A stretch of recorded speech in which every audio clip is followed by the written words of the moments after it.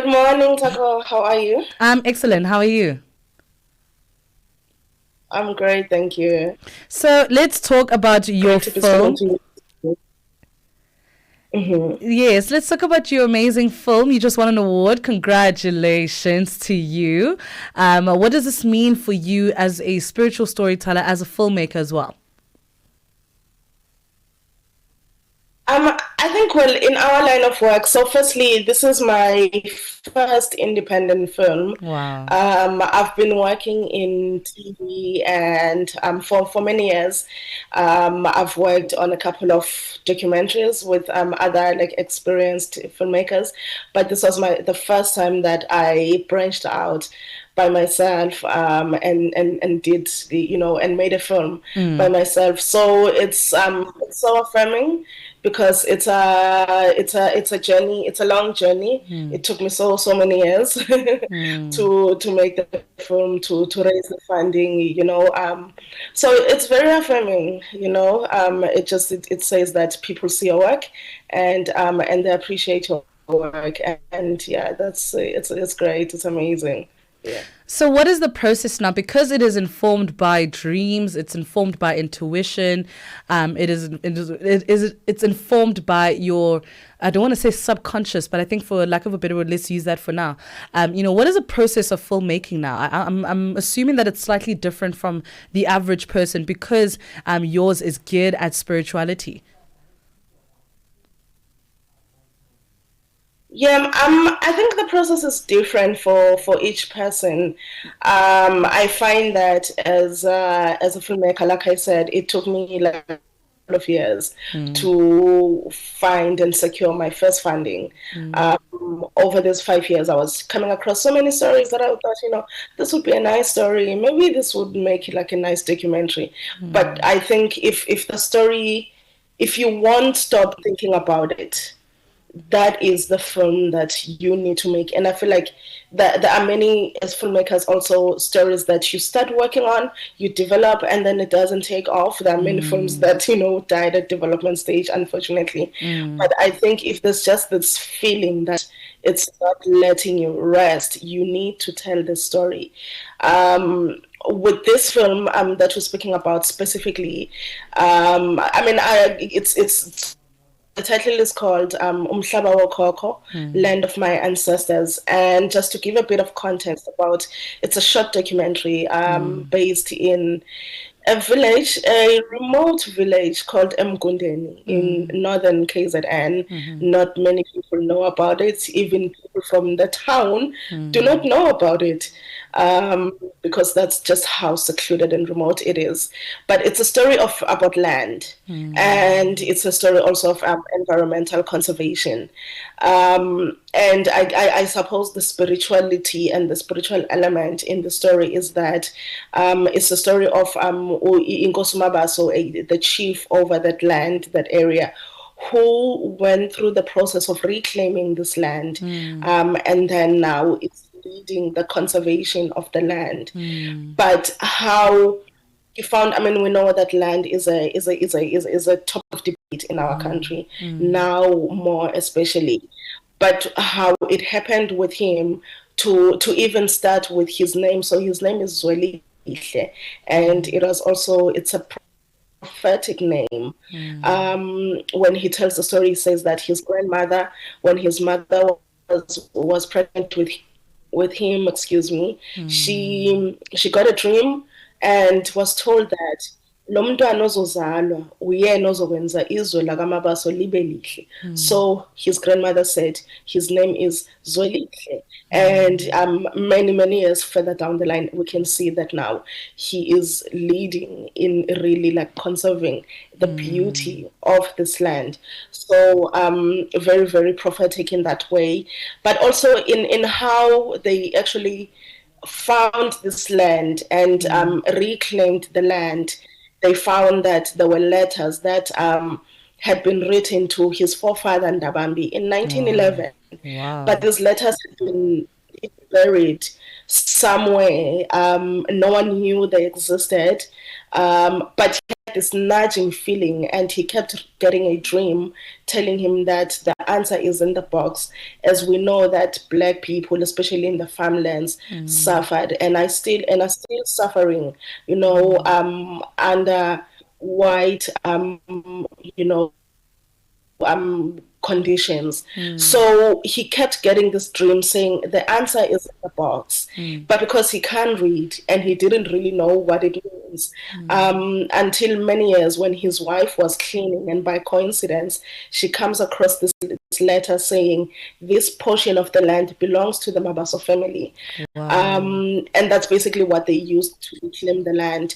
So I think I think that's what gives the story so much weight, that and also it just emphasizes the role and the relationship that Black people have with the land, that it's not just on the surface, it's not just commercial value only, but it is a deeply spiritual connection that Black people have with the land.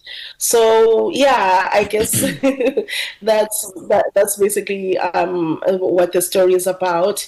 In terms of like my own journey of making the story, I don't think I was thinking more in terms of spiritual lines, although I knew like this is it's a heavy story, and it's a very important story, and it needs to be treated with all the respect and dignity that it deserves. And I think maybe sometimes as storytellers and as creatives, we sort of like park, which is a mistake that maybe we do sometimes, like of parking or putting aside like our spirituality when we carry out our creative work, where actually it should it should merge, and it should guide, it should also be a very important part of our journey. But I think just as a Christian, what I was just mostly praying about was that, God, this is my first time doing this. It's my first time doing this, and I don't want to mess it up, and I really want to represent Nkosi Mabaso so well, because he has welcomed me, didn't know me, and he's just given me this huge responsibility of telling his story and the history of this land. So I just want to do it properly and tell the story well. And I think we've somewhat succeeded in yes, doing you that. did, honey. Yeah. You have an award. But what's so interesting is the relationship now, because I think in a very beautiful way, you've illustrated the true relationship between what an ancestor really is. I think we, in the past few years, have kind of gotten lost in its definition. We've gotten lost in its purpose, that, the people that walked the grounds before you have left those grounds for you, right?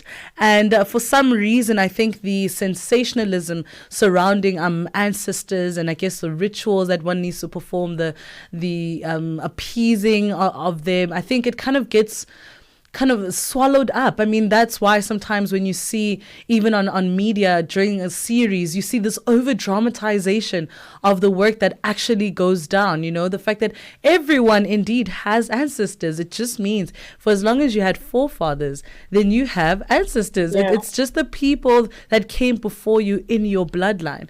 But it's interesting now making land a birthright, and kind of bringing it back to the birthright aspect of the land, because I'm sure this is something that is not necessarily brought up in our parliamentary speeches whenever people are addressing it. How does that make you feel? Sorry, could you please repeat that? So I think my line is a bit...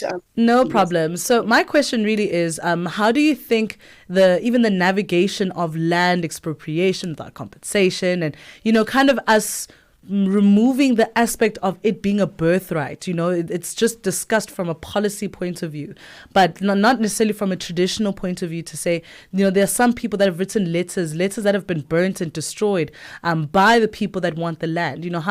What's your response to that? Yeah. I think, what you're saying is very important. The conversation right now around land is, around policy, like you said. But I feel like, if we go to individual people stories and their relationship with the land, because they will tell you that my father was born here, his father was born here, our forefathers were born here, and their graves are in this place. And I feel like that gives like a deeper connection. Like I think I said earlier that as Black people, I feel like our relationship with the land is not just on the commercial value, but land is life. It's not just soil for Black people, it is life itself.